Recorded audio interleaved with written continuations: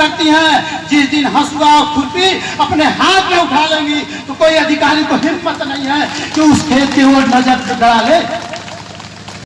जो आयोजित है मोहनसराय में उपस्थित पितातुल्य नौजवान साथियों, माताओं और बहनों,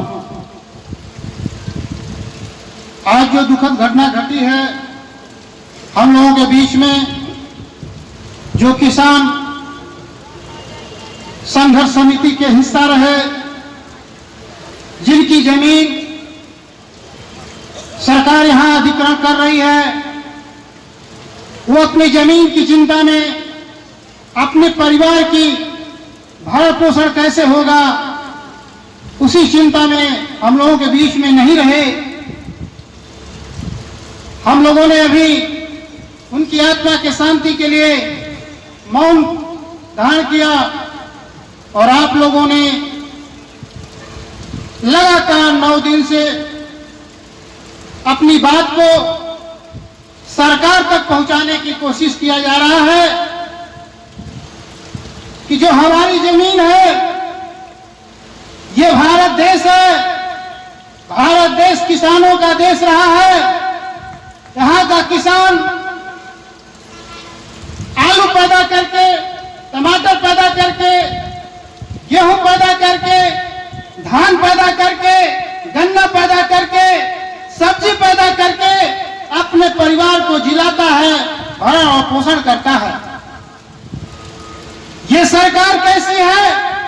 याद हो आ रहा है कि अंग्रेजों के जमाने में जिस तरीके से लोग अंग्रेजों से अपनी बात कहते थे कि गलत कर रहा हो या गलत नहीं होना चाहिए हमारे देश में, तो अंग्रेज के पास सिपाही और दरोगा पुलिस रहते थे, उससे हमारे देश के लोगों को पिटवाने का काम करते थे। ये ताले बजाने की बात नहीं है। वह अंग्रेज हमारे देश के नौजवानों के ऊपर गोली चलाने का काम करवाते थे, इसी पुलिस के माध्यम से, इसी दरोगा के माध्यम से, यही अधिकारियों के माध्यम से। तो इसलिए हम लोगों को सोचना पड़ेगा कि अंग्रेज तो चले गए हम लोगों के देश को छोड़कर, कितने लोगों ने गोली खाया, फांसी पर चढ़ा, इसलिए चढ़ा कि हमारा देश आजाद हो जाएगा तो अब हमारे लोगों को कोई गोली मारने वाला नहीं रहेगा, कोई डंडा मारने वाला नहीं रहेगा, कोई अत्याचार करने वाला नहीं रहेगा। ये हमारे लोगों ने हंसते हंसते फांसी पर चढ़ गया था। लेकिन आज 70-75 साल के बाद भी वही अधिकारी हैं, वही सरकार, लाठीचार्ज किया जाता है, घायल किया जाता है और मुकदमा लिख दिया जाता है। ये अत्याचार कब तक सहेंगे हम लोग? ये बात कब तक हम लोग सहेंगे? क्या हमें उसी तरीके से लड़ाई लड़ना पड़ेगा क्या, जिस तरीके से अंग्रेज को भगाने के लिए लड़ाई लड़ा गया?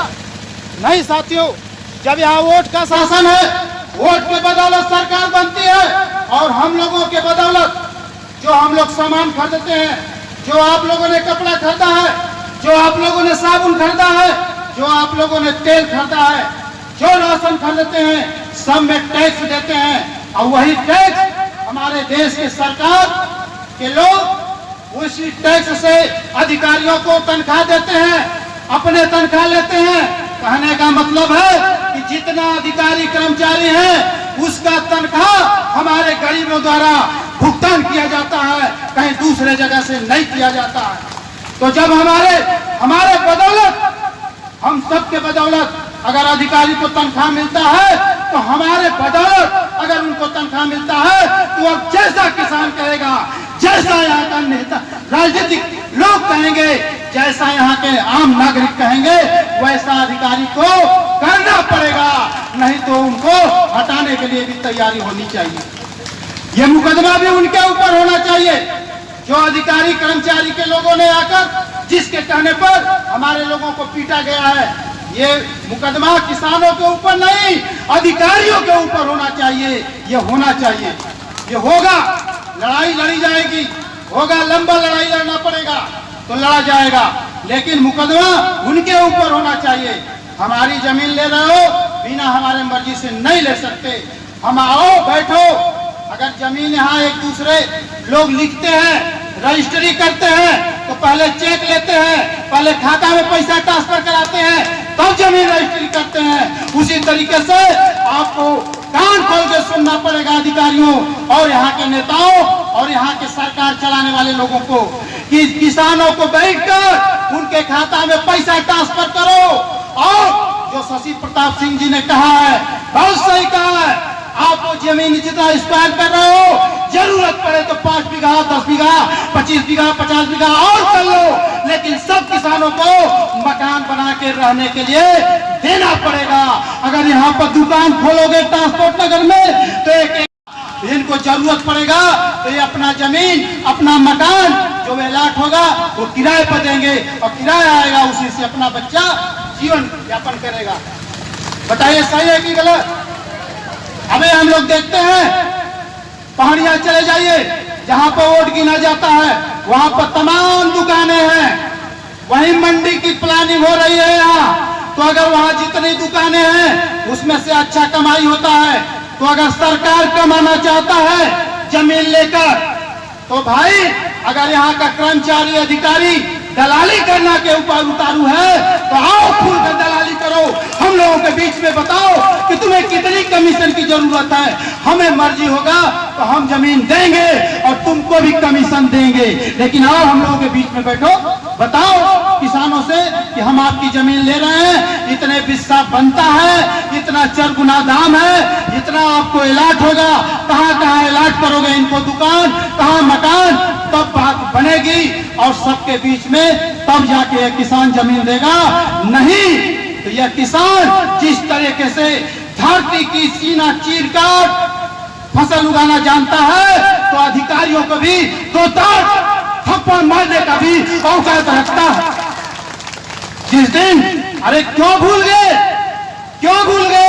जब यही माँ अपने बच्चे को पैदा करती है और वही बच्चा अंग्रेजों को सीना खोल के अपने गोली खाने के लिए तैयार हो गया, तो आज भी ये माँ अपने बच्चे को पैदा कर रही है, अपने घर के गार्जियन को पैदा किए हैं, वो लोग अधिकारियों से 2-4 हाथ लड़ने के लिए तैयारी में हैं। मत भूलो कि तुम आके जमीन ले लोगे और चले जाओगे।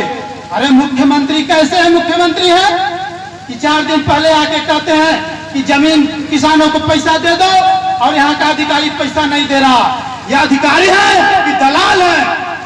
हम तो कहते हैं ये अधिकारी नहीं, बनारस के जितने अधिकारी कर्मचारी हैं ये दलाल है, दलाली पे उतारू है। तो आओ सामने बैठो अब और 2-4 हाथ कर लो।